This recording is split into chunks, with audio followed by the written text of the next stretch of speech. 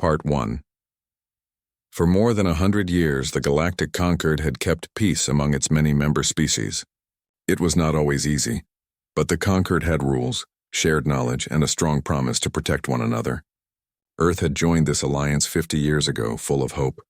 Human leaders believed that by working with others they could grow, learn, and prove that humanity belonged among the stars. At first, things went well. Humans built stations, shared medical advances, and even helped settle small border disputes. But over time, cracks began to show. The other species in the Concord saw humans as strange. They spoke too fast, changed their minds too often, and cared deeply about things the Concord considered unimportant, like saving a single life when logic said it was not worth the cost. The Concord valued order above all. Humans valued choice even when it led to chaos. This difference grew wider with every passing year. Now in the Grand Chamber on Viridia Prime, the heart of the Concord, silence hung thick in the air. The chamber was vast, carved from living crystal that pulsed with soft blue light. Around a circular table sat the council elders, 7 beings from the founding species, each old enough to remember when the Concord was just an idea. Their faces showed calm, but their eyes watched closely as Lena Hayes stepped forward. Lena was human, in her late 40s with tired eyes and a straight back. She wore a simple gray suit, no medals, no symbols of rank. She did not need them. Everyone in the room knew who she was. For the past 10 years, she had been Earth's voice in the Concord. She had argued, pleaded, and sometimes shouted for understanding. Today, she would do none of those things. She stood at the center of the chamber where the floor shimmered like water under her feet. Her voice when it came was quiet but clear. The people of Earth have made a decision, she said. We are leaving the Galactic Concord. A low murmur rose from the council. One of the elders, a tall, feathered being from the Cathari, leaned forward. You cannot be serious, he said. This alliance is your protection. Your future, Lena did not flinch. Our future was never yours to hold, she replied. You welcomed us with open words but closed minds. You took our help when it suited you, then called us reckless when we acted on our own values. You punished us for saving lives during the Krellian conflict. You grounded our ships. You shamed our soldiers. And when we asked why compassion was a crime, you told us to adapt to conquered norms. She paused, letting the words sink in. We tried. For 50 years we tried. We bent our rules, softened our voices, and swallowed our pride. But you never truly saw us. You saw a problem to manage, not a people to understand. Behind her, Cole Briggs sat quietly. He was younger than Lena, with short brown hair and steady hands. He had been her second in command for 3 years. He knew what came next. He also knew there was no turning back. One of the elders, a Xanthari named Vraxis, spoke. His voice was slow, like stones rolling underwater. Withdrawal is not a simple act. It requires approval. It requires time. It requires nothing from you, Lena interrupted, her voice firmer now. We are not asking permission. We are informing you. Effective immediately. Earth and all its colonies are no longer part of the Galactic Concord. Our ships will leave Concord space. Our data links will be severed. Our representatives will return home. The chamber fell silent again. Even the crystal walls seemed to dim. Praxis tilted his head slightly, a rare sign of emotion from his kind. And if we refuse to accept this? Lena met his gaze. You cannot stop us. And even if you could, you would only prove our point that this alliance was never about equality. It was about control. She turned to look at the wide window behind the council table. Beyond it, Viridia Prime's twin suns cast golden light over the city below. Ships of all shapes and colors moved through the sky, carrying beings from 100 worlds. It was beautiful, but it was not home. We came here believing in unity, Lena said, her voice softer now. We leave knowing the truth. You had decades to understand us. You chose to ignore our warnings, our values, our pain. It's too late to repair it now. With that, she walked back to her seat. Cole stood and placed a small data chip on the table. All human access codes, security keys, and shared research files are on this chip, he said. Everything we gave you, we leave with you. Keep it or delete it. It no longer matters to us. He sat down beside Lena. Neither of them looked at the council again. The elders exchanged glances. Some were angry. Some were confused. A few looked almost sad, but none of them spoke. What could they say? The humans had made their choice, and in their silence the council realized something they had ignored for too long. Humanity was not weak. They were different, and difference, when respected, could strengthen an alliance, but when dismissed, it could break it. Outside the chamber, news of the announcement spread quickly. In the halls of the conquered headquarters, diplomats and aides whispered in shock. Some laughed, thinking it was a bluff. Others felt a cold dread. They had grown used to human engineers fixing broken systems, human doctors treating rare diseases, human pilots navigating dangerous sectors. Without them, things would change, and not for the better. Back in the chamber, Lena closed her eyes for a moment. She thought of Earth, of rain on city streets, of children playing in parks, of oceans stretching endlessly under a single sun. She thought of Mars Colony Theta, where her brother worked in the hydroponic farms. She thought of Luna, where ships were already preparing to leave. They would not go quietly, but they would not go with hatred either. They would go with dignity. The council finally called for a recess. As the elders rose and filed out, Vraxis lingered. He looked at Lena one last time. "You believe this is the right path?" he asked. Lena nodded. "Not the easy one, but the right one." He gave a slow nod in return. Then he left. Cole leaned toward her. "They'll try to talk us out of it," he said quietly. "Let them try," Lena replied. "But the fleet is already moving. The decision was made weeks ago. Today was just the announcement." She stood, smoothed her suit, and walked toward the exit. Cole followed. Behind them, the grand chamber stood empty, its crystal walls glowing faintly as if mourning a loss it did not yet fully understand. Far away, beyond the reach of conquered sensors, the first human ships began their journey home. Not to hide, not to run, but to rebuild on their own terms. And the council, for the first time in its long history, watched helplessly as a people walked away, knowing deep down that they had let it happen. Part 2.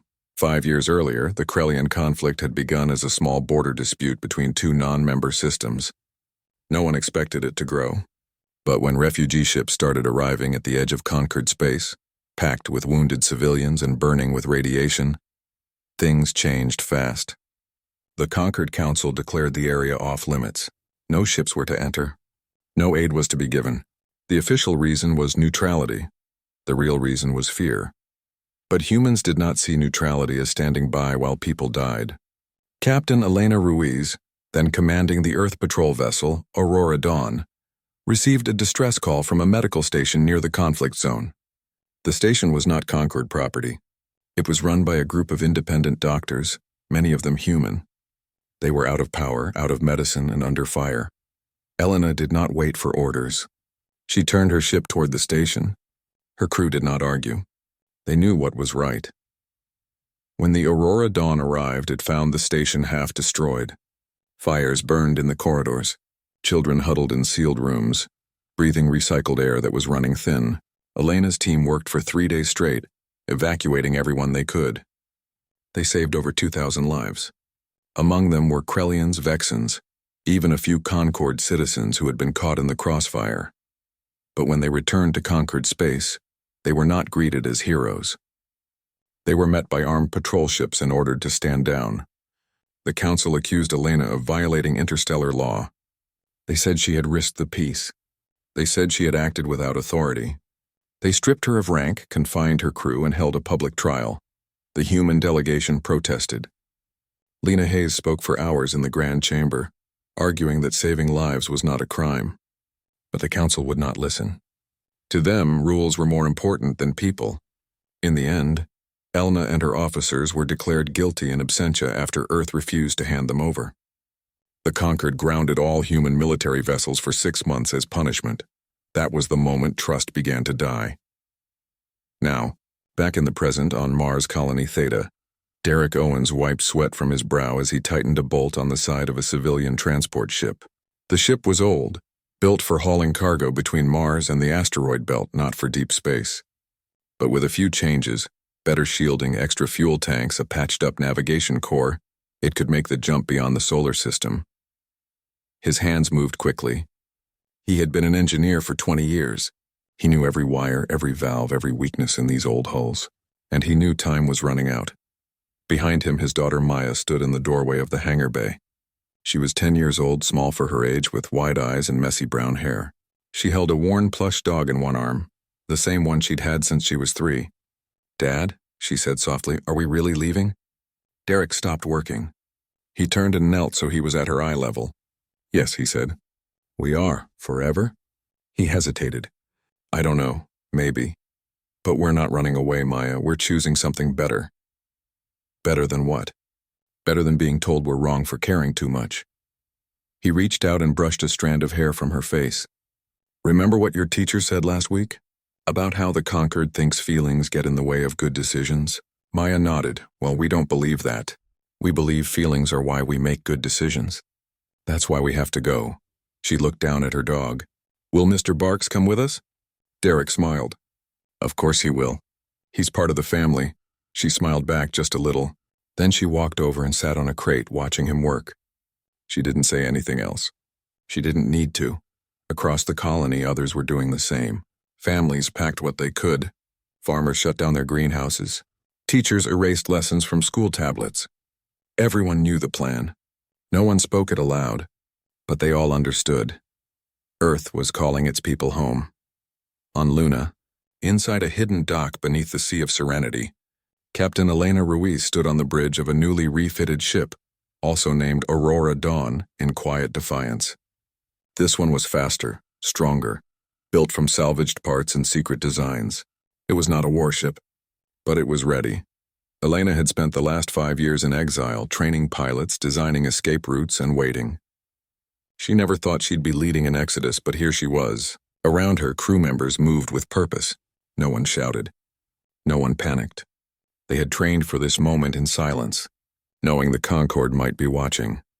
"Final systems check," Elena said. "Shields." "At 98%, replied a young man named Joel at the engineering station. "Navigation locked on Neptune jump." "Point," said a woman named Priya at the helm. "Comms are dark," added another voice. "No signals going out," Elena nodded. "Good, we leave in 6 hours. Tell all ships to stay on silent running. No lights, no chatter. Just follow the lead." She walked to the viewport and looked out at the stars. Earth hung in the distance, blue and fragile. She thought of the people she'd saved during the Krellian conflict. She thought of the trial. She thought of the years of being treated like a child who didn't understand the rules. But humans did understand the rules. They just refused to follow the ones that hurt people. Back on Mars, Derek finished his work. He powered up the ship's core. Lights flickered on inside the cabin. Maya stood up. "Is it ready?" "Almost," he said. "Go get your bag. We leave tonight." She ran off, her footsteps echoing in the empty hangar. Derek took one last look at the colony outside. The red dust, the domes, the rusted cranes. He had built half of this place with his own hands. Leaving felt like tearing out a piece of himself. But staying would mean accepting a world where kindness was weakness. And he would not raise his daughter in that world. Meanwhile, on Viridia Prime, the Concorde still believed humanity was bluffing. They thought Earth would come crawling back once they realized how hard life would be alone. They did not understand that humans had already lived alone for thousands of years before they ever reached the stars. They knew how to survive. More importantly, they knew how to hope. No one in the Concorde noticed the quiet movements, the rerouted supply ships, the missing engineers, the empty barracks on Luna. They were too busy debating whether to send a formal apology or a warning. By the time they realized what was happening, it would be too late, because humanity was not asking for permission anymore. They were simply leaving, and this time they would not look back. Or 3. The suns of Sol burned quietly as the last human ships prepared to leave the solar system. There was no fanfare, no grand speeches over open channels, no farewell messages broadcast across the stars. The Concorde still believed this was a negotiation, not a departure. They were wrong. Humanity had stopped talking days ago. Now they were acting. Under the cover of a massive solar flare, an event that scrambled long-range sensors and blinded deep space tracking arrays, the exodus began. Not all at once, but in careful waves. First went the hospital ships carrying the sick and the elderly. Then came the research vessels, loaded with data cores and seed banks. After them, freighters filled with families, tools, and memories packed into metal crates. Even private yachts once used for vacations among the moons of Jupiter now carried engineers, teachers, and children toward the unknown. On Luna, deep inside Dock 7, Captain Elena Ruiz gave the final order. All ships confirm silent running. No comms, no lights. Follow the lead. Her voice was calm, but her hands gripped the edge of the command console. This was it. No turning back. The Aurora Dawn lifted off slowly, its engines muffled by dampeners. It slipped through the dark side of the moon, then curved away from Earth, joining a line of ships already moving toward the outer edge of the system. They flew like ghosts, engines at minimum power, hulls painted black to absorb stray light. From the outside, they were nearly invisible.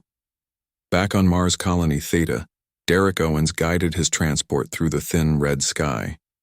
Maya sat beside him in the co-pilot seat, eyes wide as the colony shrank behind them. She held Mr. Barks tightly. "Will we see Mars again?" she asked. "Maybe," Derek said, "but not for a long time." She nodded, then pointed out the window. "Look, Dad, the stars are brighter out here." He smiled. "They always are when you leave the cities behind." Their ship joined the stream of others heading sunward, not away. It seemed strange at first, flying toward the sun instead of out, but it was part of the plan. The solar flare created a blind spot near Mercury.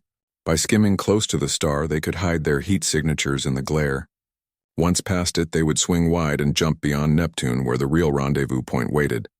On Viridia Prime, Counselor Lena Hayes stood alone in her quarters. Her bags were packed. Her datapads were wiped clean.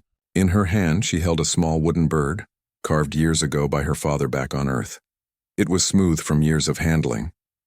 She placed it gently on the desk, then walked out without looking back. In the grand chamber, Elder Vraxis waited. He had requested a private meeting before the human delegation left. Lena met him in the quiet corridor outside the chamber. No guards, no aides, just the two of them. "You do not have to go," Vraxis said. His voice was low, almost gentle. Lena shook her head. "Yes, I do. We all do. Then take this." He handed her a sealed data capsule. "It contains all Concord records related to human contributions, medical logs, engineering schematics, peace agreements you helped draft.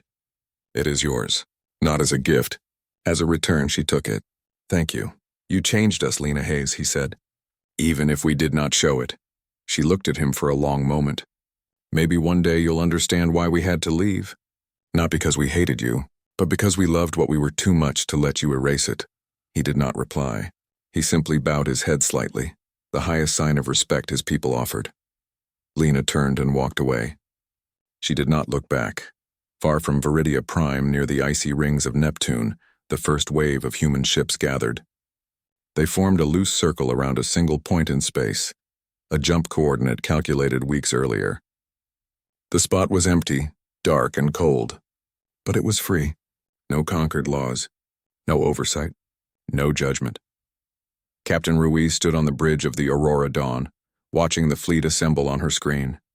Over 200 ships. Not an armada, not a threat, just people, families, dreamers, survivors. "All ships report ready," said Priya at the helm. Elena took a deep breath. "Initiate jump sequence." Across the fleet, engineers powered up jump drives. Energy built in coils and capacitors. Space itself seemed to hold its breath. On Derek's ship, Maya watched the stars blur at the edges of the viewport. "What happens now?" she whispered. "Now," Derek said, "we find a new home." The jump drives fired. Space stretched. Light bent. For a moment, everything went white. Then, silence. The fleet was gone. Back on Earth, the last human outposts powered down. Lights went out in government buildings. Servers shut off in data centers. Parks emptied. Streets grew quiet. The planet did not mourn. It simply waited. On Viridia Prime, the Concord finally noticed the silence. Human comms channels were dead. Relay stations stopped responding. Trade ships from Earth never arrived. Panic spread through the bureaucracy. Meetings were called. Alarms sounded. But it was too late. The humans were already beyond reach. In the grand chamber, Vraxis entered alone. He walked to the center of the room and found the wooden bird sitting on the dais. He picked it up carefully. It was light, simple, made by human hands. He held it for a long time, then placed it back exactly where it had been. Outside, the twin suns set. The city lights flickered on. Life went on. But something was missing. Something important. And no one knew how to get it back. Far away in the black between stars, humanity sailed on. Not in anger. Not in fear. But in quiet certainty. They had been told they did not belong. So they chose to build a place where they would. The Concorde watched. But they could not follow. It was too late to repair it. Part 4. In the days after humanity vanished, the Galactic Concorde began to unravel in small, quiet ways. At first, no one wanted to admit it. The Council held emergency sessions, but their words were empty. They spoke of temporary disruptions and minor logistical delays. But the truth was spreading, faster than their denials. Human engineers had maintained over 60% of the Concorde's deep space relay network. Without them, signals grew weak. Messages between star systems took hours longer to arrive. Some never arrived at all. On the medical world of Helios 9, a hospital AI refused to run diagnostics for non-human patients. Its core programming, written by human doctors, included ethical safeguards that prioritized informed consent and emotional well-being, concepts many Concorde species had never bothered to adopt. When technicians tried to override the system, it shut down completely. Trade routes collapsed next. Human freighters had carried food, medicine, and spare parts across the outer sectors. Now those lanes sat empty. Prices rose. Riots broke out on 3 colony worlds. The Cathari accused the Zenthari of hoarding supplies. The Vexans demanded emergency aid.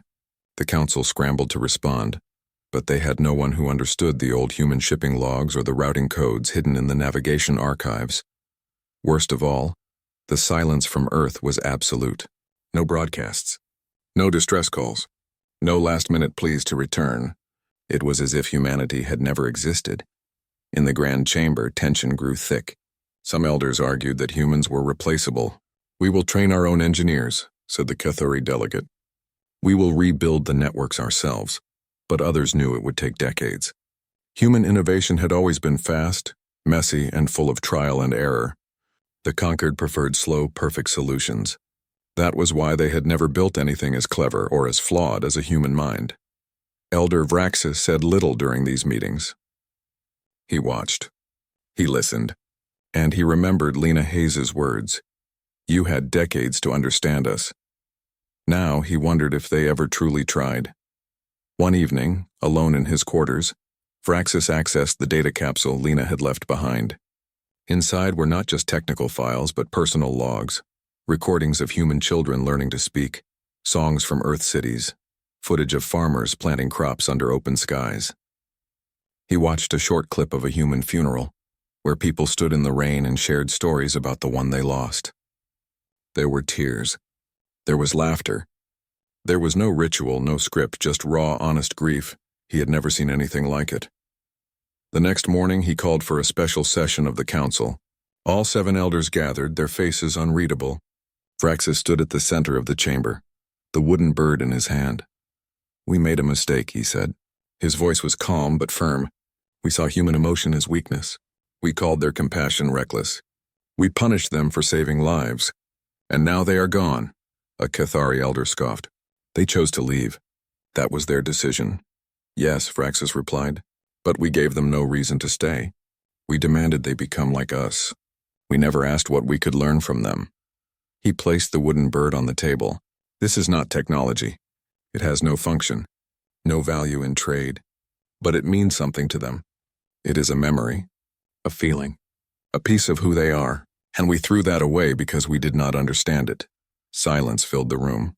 Then slowly the Zenthari elder spoke. "What do you suggest we do?" Vraxis looked at each of them in turn. "We cannot bring them back. Not now, but we can change. We can honor what they gave us by becoming better. Not by copying them, but by remembering that strength is not just in control, but in care." Some elders shifted uncomfortably. Others looked away, but none argued. Outside the chamber, the effects of humanity's absence grew worse. A mining colony on Grix 4 lost power when a human-designed coolant system failed. No one knew how to fix it. A school on Viridia Prime shut down because its teaching AI, trained on human history and ethics, refused to operate without empathy protocols that no one else had installed. Even the food synthesizers in public cafeterias began producing bland, tasteless meals. The human chefs who had programmed flavor profiles were gone. The Conquered had built a perfect machine, but it had no soul. Back on Earth, the last automated systems powered down. Satellites drifted into graveyard orbits. The lights in New York, Tokyo, and Nairobi went dark one by one. Nature crept back into the cities. Vines climbed skyscrapers. Birds nested in empty offices. The planet healed as it always did, but Earth was not truly empty.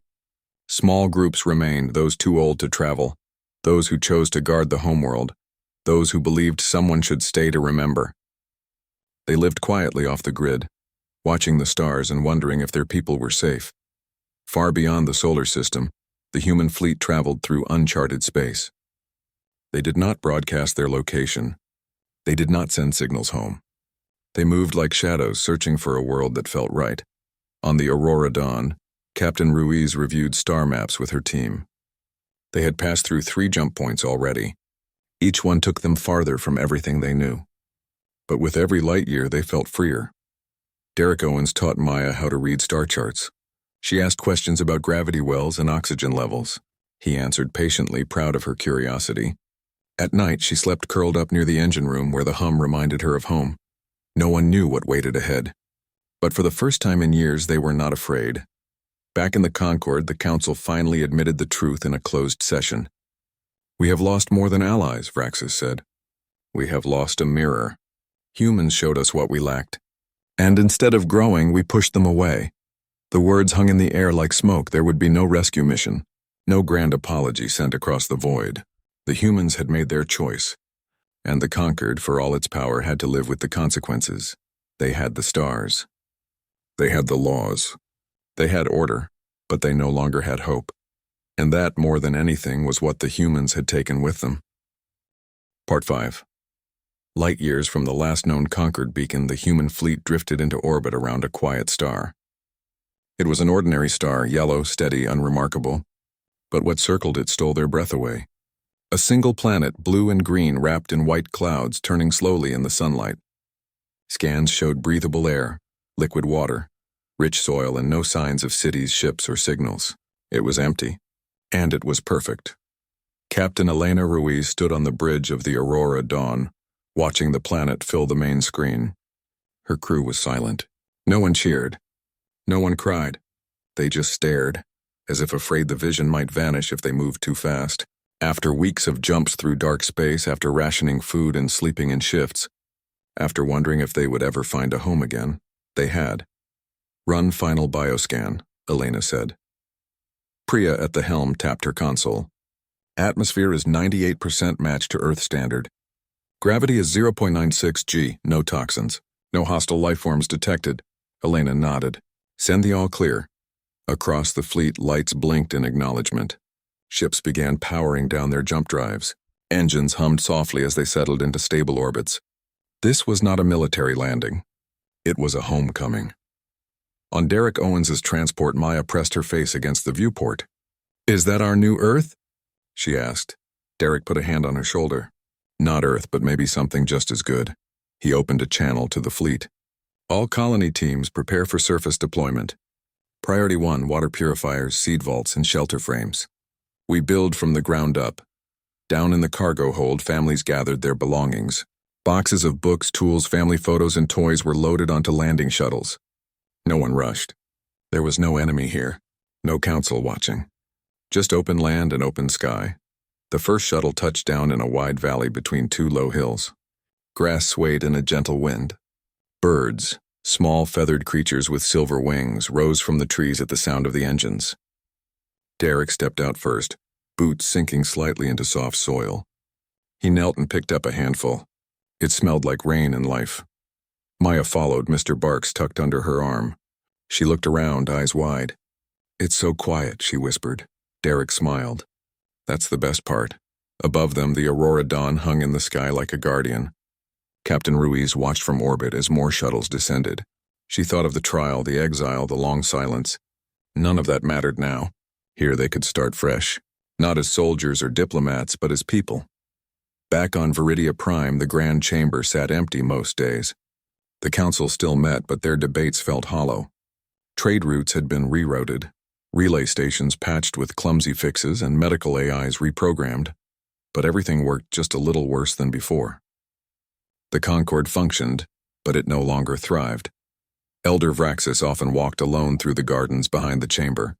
One evening he stopped at a small stone bench where Lena Hayes had once sat during a break in negotiations. He placed the wooden bird beside him. He did not speak. He just watched the twin suns set, painting the sky in colors humans used to call orange and purple, words the Concord had never needed until they met Earth. He wondered if the humans were safe. He hoped they were happy. He knew they would never return. On the new world, now called Second Dawn, the first buildings rose from the ground. Not towers or fortresses, just simple homes with wide windows and front porches. Farmers planted seeds brought from Earth greenhouses. Children ran through fields, laughing under a single sun. At night, people gathered around fires, sharing stories of the old world and dreams for the new one. Derek helped build a schoolhouse near the river. Maya started her first lesson the next morning, sitting on a wooden bench with 10 other kids. Their teacher, a woman named Lisa who once taught history on Luna, wrote the word freedom on a chalkboard. "This is why we're here," she said. "Not to escape, but to choose." High above, Elena Ruiz finally left the bridge of the Aurora Dawn. She walked down the ramp of her shuttle and stood on the grass, breathing air that had never been filtered or recycled. She looked up at the stars, not as a captain, but as a woman who had found peace. The Concord would go on. It would survive, maybe even grow, but it would always carry a quiet wound, a space where humanity used to stand. They had not been perfect. They had been loud, messy, stubborn, and full of feeling. And that was exactly what the galaxy had needed, but the humans were gone now. They had left not with anger, but with dignity. Not to hide, but to heal. And as the first sunset painted Second Dawn in gold and rose, they knew they had made the right choice. They were free. And it was indeed too late to repair it.